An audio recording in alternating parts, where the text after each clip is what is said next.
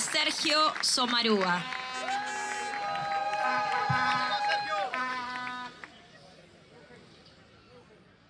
De chico, escuchando a nuestro poeta cantor, aprendí que hay un modo de amar que es un modo de conciencia. Luego, junto al pueblo y sus luchas, en ese mismo proceso, aprendí también que hay una forma de conciencia que es una forma de amar. Y esa es la conciencia de clase.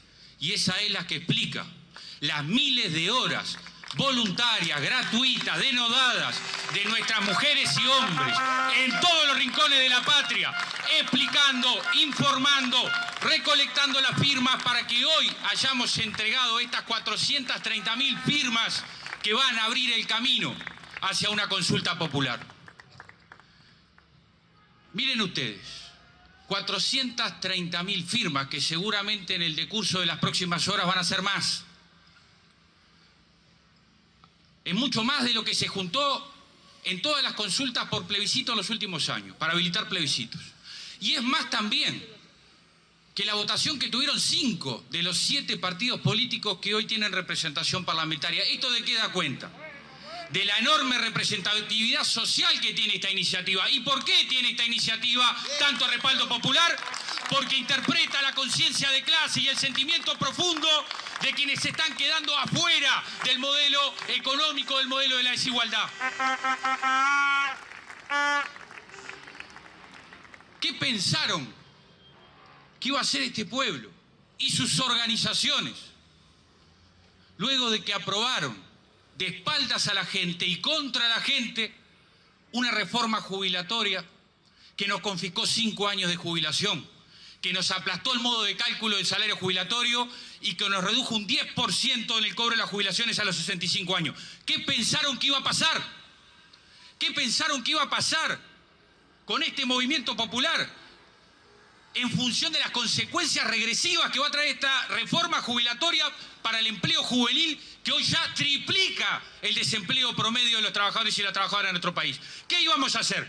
¿A aceptarlo sumisamente? ¿A mirar al piso y darnos por derrotados? Esa no es la historia de nuestro pueblo. No es la historia de la FEU con sus 95 años. No es la historia de la FUGAN cuando le paró a la dictadura la reforma de vivienda. No es la historia de nuestro movimiento sindical, que en las horas más oscuras levantó la huelga general durante 15 días para enfrentar el fascismo organizado de la extrema derecha. A este pueblo no se le podía pedir otra cosa que salir a resistir el atropello a los derechos y que salir a luchar con una perspectiva que coloque a la vida al servicio de la vida. Esta, en el fondo, es una lucha de derechos contra privilegios. Esta, en el fondo, es una lucha de élite contra democracia. Esta, en el fondo, es una lucha de pueblo contra oligarquía. Esa es la base profunda de esta pelea.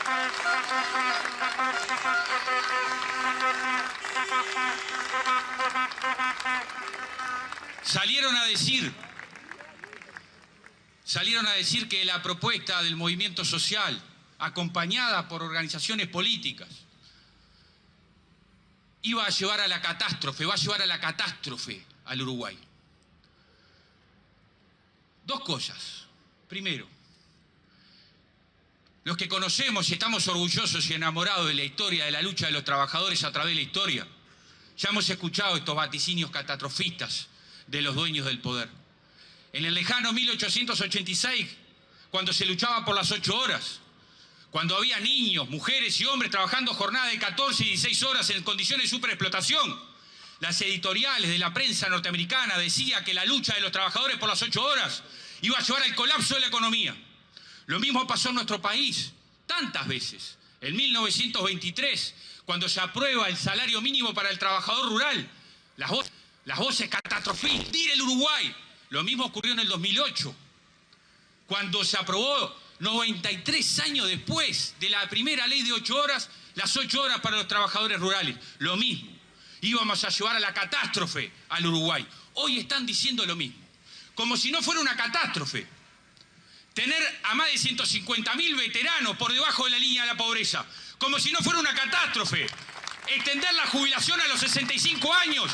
¿Qué va a pasar con los miles de trabajadores que con 58, 59 años se queden sin laburo? ¿Cómo van a llegar a los 65 años para poder jubilarse? ¿Quién le va a dar respuesta a ese daño social, a ese daño humano, a ese daño a la convivencia colectiva? Entonces, el verdadero problema acá es que esta reforma lo que pone en tela de juicio es el confort de la minoría privilegiada. Porque mientras nos dicen que nosotros con esto vamos a llevar al país a la ruina, el 1% más rico tiene 40.000 millones de dólares en las cuentas bancarias. Se le exoneran 700 millones de dólares al año al 1% más rico en el impuesto al patrimonio. Los bancos el año pasado ganaron 1.200 millones de dólares. 2 años consecutivos, 2022 y 2023, de ventas extraordinarias del agronegocio.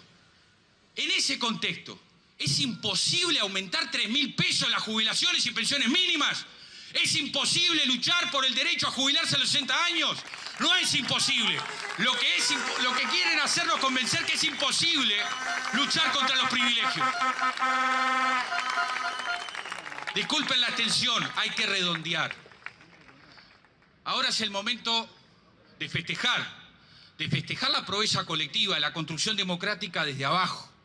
Ahora es el momento de mirarse con el compañero y la compañera y de entender que por encima de cualquier diferencia hay algo muy potente que nos une, que es la conciencia de clase y el amor a nuestro pueblo. Ahora es el momento de festejar, pero mañana, sin exitismos, con mucha modestia, hablándole a la gente con mucho cariño, sin entrar en provocaciones, seguir explicando y fundamentando la justicia, la necesidad y la pertinencia de esta reforma popular para instalar en la Constitución la seguridad social como un derecho humano fundamental.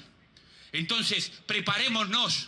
Tenemos enormes reservas de convicción, reservas de valores, reservas de principios, reservas de conciencia de clase que hay que desparramarla por el viento para que llegue a todos los rincones del país. Compañeros y compañeras, vayámonos hoy con un sentimiento hermoso. El sentimiento de que luchamos como pueblo, no para salvarnos individualmente. Luchamos por la hermosa condición de buscar la salida colectiva, las causas colectivas, a seguir construyendo unidad, a seguir construyendo conciencia de clase. ¡Vivan ustedes! ¡Arriba el PCNT! ¡Arriba el Movimiento Popular!